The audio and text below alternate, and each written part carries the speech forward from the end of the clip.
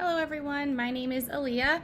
This week for my media post, I am posting two things. The first thing I'm posting, the video, is made by the NDC, the National Deaf Center that focuses specifically on post-secondary outcomes within the deaf community.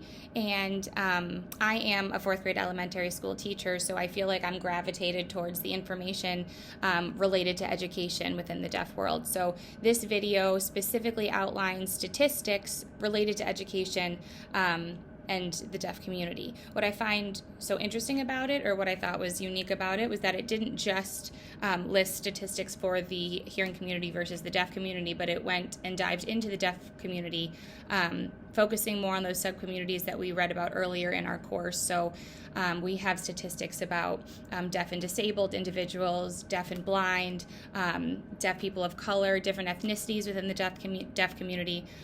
So lots of statistics, very interesting information there. One piece of information that I found very eye-opening for me as an educator was that individuals who are deaf that are not disabled, just deaf, it's 12% less likely for them to graduate high school, which is 12% in education, and graduation rates is an extreme amount.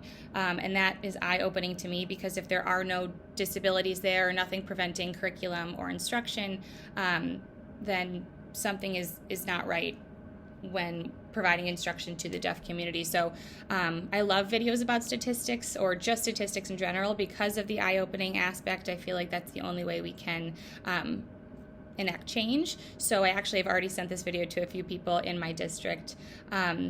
So interesting information in the video. I'm very curious if you guys are struck by anything, or if you kind of suspected some statistics. For example, I expected that after secondary, after when you get to college, that the gap between the hearing community and the deaf community graduating college would get larger. That is the case. The gap does get significantly bigger. However, it's a smaller gap than years prior. So progress there, but not enough.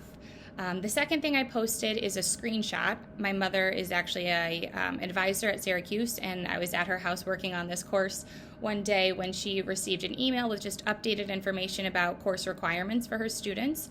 And you'll see in the screenshot, I found it so interesting. At the bottom, it said that ASL was now considered to meet the needs of a language requirement, which would mean that was brand new this year. And I was very struck by that it was just now meeting the needs of a language requirement.